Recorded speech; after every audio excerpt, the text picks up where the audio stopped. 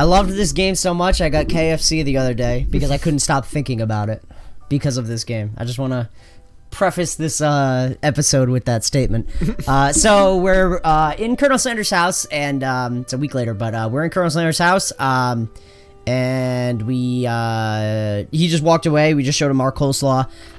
So now we're gonna like snoop around, and all of a sudden, the ghost of student pops up. Are you thinking about heading out into the world on a quest to avenge my death? Wait, what? I never even learned your name. Why would I avenge you? I could just tell you my name right now. It's... Can't you see I'm in the middle of something? You open the window a crack and the ghost of student is swept out with the breeze. Oh my god. Alright.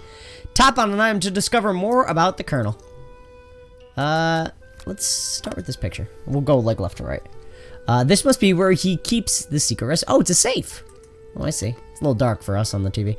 You think for a moment, what number is important to Colonel Sanders? Then it dawns on you. As soon as you turn the dial to 111111, the safe opens. Inside it, you find a single note. Can chicken be prepared sashimi style? Ew. I think sashimi Sashimi style, I think, is like raw. I believe. I believe that's raw, and that's fucking disgusting. You checking? Yeah. Yeah, I think that means. I think that's what that means. I think sashimi is. Oh my god! I love it. An adorable little baby boy crawls across the floor. From the goatee and the mustache combo he sports, you figure this must be the Colonel Sanders himself. Sashimi, a Japanese dish of bite-sized pieces of raw fish eaten with soy sauce and wasabi paste. Yeah, so he's talking about using fucking raw chicken. Who frames a picture of a baby of just themselves? Probably the same type of person who would make their own face the logo of a company they founded. Am I right? Tap on an item to discover more. Oh, yeah, okay. The photo appears to be of Colonel Sanders, except he's an old man visiting the pyramids of Egypt? Maybe this is where he discovered one of the secret herbs and spices. Oh. Do we check the door or do we keep doing this stuff? Let's keep doing this stuff. I don't think the door's going to disappear on us. One of the framed photos shows an old man who looks a bit like Colonel Sanders standing with a friend. They hold fried chicken drumsticks and appear to be cheersing them. Oh, cheersing them. Sorry. Camera's like slightly in the way, so I keep like going like this. Here, let me just sit up a little bit better. There we go. Yeah, I bet all of these are based on like real images. Well, besides that. You look closely and see that there's a short inscription. I wonder who my friend Pete is. I wonder who Pete is. Go with the urn. Yeah. Take a closer look at a large urn sitting on a nearby pedestal. There's a plaque on it. It's dusty, but when you wipe it off, you can read the inscription. It says, "Here lie the ashes of all my past careers and business failures." Jesus Christ, he's like Squidward going to the graveyard. Poor guy. Tap on an item. That's our thing. Let's go with the cock next. You notice a very realistic stuffed chicken sitting on a corner table. When you pick it up, you realize it isn't just realistic, it's real. Taxidermy must be important to Colonel Sanders when it was alive. A little note clipped to the chicken's foot reads, "The true state bird of the great state of Kentucky." This is our... Oh, no. Scented candle. A scented candle. You pick it up and try to identify the smell. Power tool?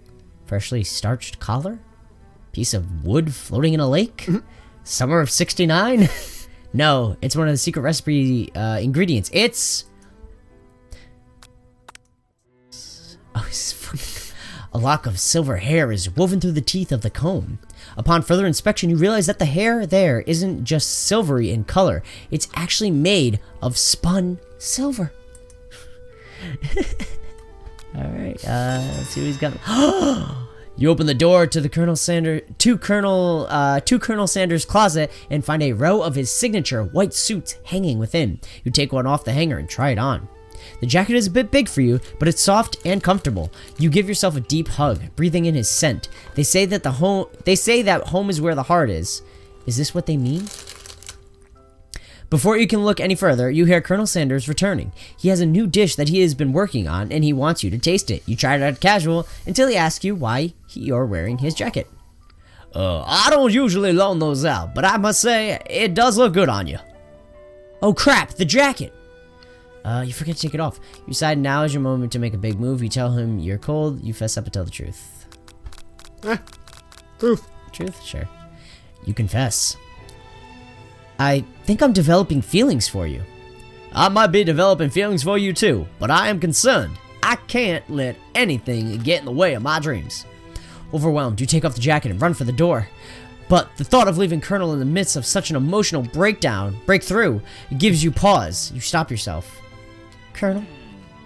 Yes? Dirty? I honestly think that this may be the beginning of something wonderful. I think you're right. We should take things slow. You talk late into the night and drift off into a slumber. Dream sequence.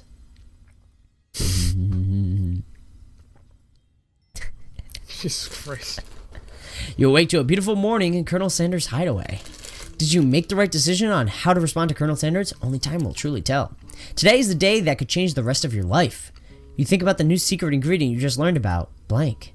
In some jurisdictions, blank isn't even legal, but its recipe is a secret. How will they know? Your thoughts are in a row when Colonel Sanders emerges into the room. He's holding gorgeously plated breakfast, and your mouth waters at the sight of it. I swear to God, is it chicken and waffles? Here's a simple breakfast. Oh, I'm sorry. Gotta crack my neck. Here's a simple breakfast I just whipped up. Oh my God. It's meticulous. You're right. Before we started recording this. What? I'm just fucking hungry! Yeah, it looks so good, dude. You taste Colonel Sanders' food, and it takes you on a journey. When you return, he's waiting to ask you an important question. Also, not gonna lie. Last session we recorded this last week. Yeah. I said KFC was ruined for me because of food poisoning the first time I've ever tried it. Yeah? You thinking about it again now? I'm just looking at it. It's fucking good! It looks so good. It's so good! So good. So, would you say that we're the perfect match? How presumptuous. My cuisine and your taste buds, that is. Flatter him. Such confidence, such grace. Could he be the world's greatest gift to cookery? Take him down. Yeah, definitely flatter him. You know, I think we might make a great team. A single tear begins to pool in the corner of his eye as he gazes out the window. And with the right business partner, I know I can't fail. Business partner? Could he be talking to you? It's all happening so quickly. Overcome with emotion and confused by your feelings, you're on the verge of tears, unable to speak. The only answer you can find is to run to the door and get home. There's still one more day of school. After all, the University of Cooking School Academy for Learning waits for no one. I'm still pretty sure that's fucking BTS, but you get home to find something very surprising. Your best friend is there waiting for you. Bitch, the fuck you doing? Where have you been? Because I had one heck of a night. Did you go on a date? I've been desperate to talk to you about it, but I couldn't find you. I got worried that something had happened to you. It's okay, I was just... But now that it turns out you're fine, I can finally get you up to speed on the saga of Miriam. Sure, but... You will not believe what happened to me after school yesterday. I went on a date. Oh my God. Oh, Jesus Christ. I think I can believe that. Since I'd been partnered up with Clank, he asked me to go out with him. Of course, I told him you'd better keep your dials turned to polite and respectful. I'm not that kind of girl. Oh, shit. But he was just interested in spending some one-on-one time together and getting to know me. So I said, yeah, sure. I can get to know the little metallic guy. Long James story Hetfield? Oh, wait, that's Little Metallica guy. Sorry. I thought that was Lars Ulrich. Is it Lars? The drummer? Oh, yeah. Well, is he the shortest one out of all? I don't know. Anyways. Long story short, he took me skydiving with his friends, but things quickly spiraled out of control. I didn't have a parachute! I know I just suddenly changed your name. I just couldn't help with the oh my Oh, you mean God. voice? You said name. I meant, yeah, voice. I meant figured you voice. meant voice. I changed her voice. Did she just say skydiving? As if that's a typical first date to go on with a talking pressure cooker? And now, I'm not really sure where we stand. You don't give Miriam time to tell her whole story, however. Bottling up the details of your own night is just too much to bear. And I went on a date too. Back to Colonel Sanders' house, where I spent the night with him. You what? Nothing happened, but the emotional connection. Wowzers. I don't know why they even offered this as a... Like, I don't have a choice. So, like... Together with your bestie, you feel like you can do anything. When you arrive at school, you encounter your rivals in the quad. You can tell from a distance that they're picking on Pop, though he himself might not quite grasp that fact. Because, you know, he's Pop. Ooh, that's a swirly. That sounds delicious. Oh, it's great.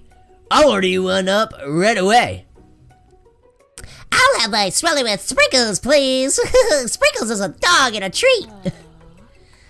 You can't get your swirly dip, too. Why do you pick on someone your own size? Why don't you pick on someone your own size? Because I'm literally the biggest person in school? Idiot. Dumb, stupid idiot. What are you, an idiot? What are you gonna cry about it? You gonna cry like a baby? Idiot.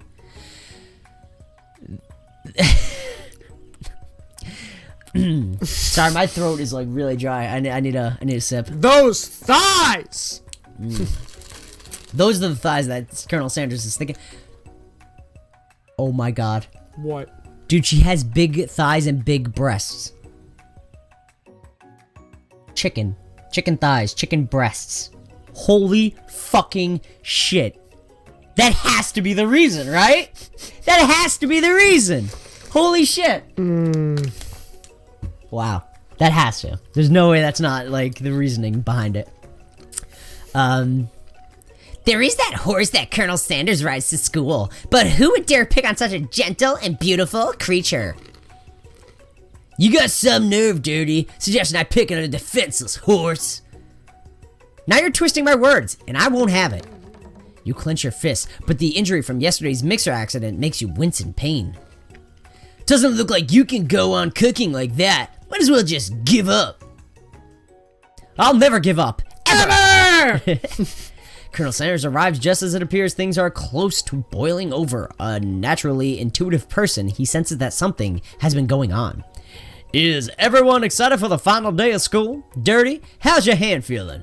I'm sure you'll be back in fighting form by this afternoon. And by fighting form, I mean form to give me a handy with that hand. That is injured, but will no longer be, because it will feel better. Anyways. Aren't you concerned about my hands, Colonel? Yesterday I almost broke a nail winning so hard. Technically, I don't believe a winner was decided, but your presentation was quite impressive. What is he doing complimenting her? But what about the flavor of my delicate, warm, gooey chocolate sauce? It was clear that you're passionate about how your food is received. That's a lot of word to say. It was bland. Excuse me, Dirty. I'm more than capable enough of speaking for myself. Ooh, kind of stepping on some toes here. Maybe you could tell me more of your thoughts as we walk into class, Colonel. I'm always interested in discussing the fine art of fine foods. See you inside, Dirty. Annoyed by Colonel Sanders' inability to see Ashley for who you know she really is, you walk across the quad to get some distance. In an attempt to distract yourself from how slighted you feel the interaction with Ashley. Ashley, you take out your spell book and recovered yesterday and start flipping through the pages. Fuck. Yeah, of course. As soon as you shove your fat fucking mouth full of I've food. been shoving my fat fucking mouth. I know you have. I can't. All I keep hearing is fucking crinkling of I'm hungry. my Cheez-Its bag. Whoa, that's that book. It's like bad news. It's just something I found lying around. It would appear to be some sort of grimoire, but I don't really believe in that magic stuff. Yeah, besides, they got rid of grimoires in Destiny Year 1, so like... A grimoire heart? A grimoire book? Like a book? Of spells? You know, a spell that you find in a book. I can't think of one surefire way to find out. You open to a page covered with arcane warnings. Cast only in case of extreme emergencies, it says around the edges of the page. I could use this spell here that says it will erase anyone I choose from all my memories. If I scrub out Colonel Sanders, it would probably help me focus better on the upcoming final exam. That is way drastic. Couldn't you do something else? Like, anything else? Not rooted in dark magic? You know, magic that's dark. In a book? Maybe tie a string around your finger? With a book? And tie that string to the book? And just to carry the book? Okay, fine. With dark magic? Inside of it? With our spells? Dark magic spell?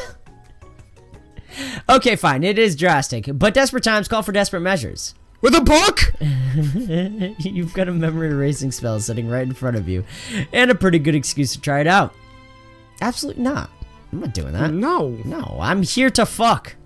My name is Chuck and I like to fuck. We are playing this game to fuck somebody. Yeah. And besides myself. You take your friend's advice and put the book away. It's almost time for class. Whether it be Colonel Sanders or thick thigh McDonald chicken. I don't know why. It's just she, to me, represents McDonald's. She does, yeah. It's the red, honestly. It does it for me too. I don't know why. Honestly, before we started this game, I was expecting each of the villains or like rivals to be like a different fast food chain. Slightly like like you'd be like, they're not saying that's Wendy, but it's Wendy. Yeah, exactly. But they didn't, so probably just to avoid getting yelled at by competition. Sprinkles is already in the room waiting for the students to arrive. He clears his voice to make a quick announcement. I forgot his voice. I think it was pretty standard. Yeah, I think it was like close to... Oh no, because I kind of did it like this. I want you all to know I feel something of a dog moment coming on, but I assure you it's nothing to be afraid of. Yeah, I think it was something like that. You're right. He must be hungry. Reach for some old homework to give him as a snack, or dogs can be rather unpredictable, especially Sprinkles. Wait to see what happens. Wait to see what happens. He is very kind of unpredictable. Sprinkles stops in his tracks. He focuses in on the window. The room is deadly silent. When you follow his gaze, you see a tiny orange squirrel perched on the cherry tree outside. Sprinkles turns feral and runs to the window of the classroom. It begins barking uncontrollably at the squirrel outside. Terrence! I told you never to come back here, Terrence! I will destroy you, Terrence! Sprinkles is barking ferociously, drool flying off his face. The squirrel looks over, but he doesn't say anything back. You wonder, is that even a talking squirrel? Who named him Terrence? You'd better not show your chubby cheeks around here ever again! After Sprinkles is satisfied that his presence has no longer been felt by not only Terrence, but any other squirrel in hearing distance, he returns to his professional tone. So next time, we'll be professional. Goodbye. With the book? With the pages? Of spells? With SPELL BOOCKEQ. What? Spelling book. You don't spell book with a C. BOOKEQ. Bookek? Okay. What? I got so confused.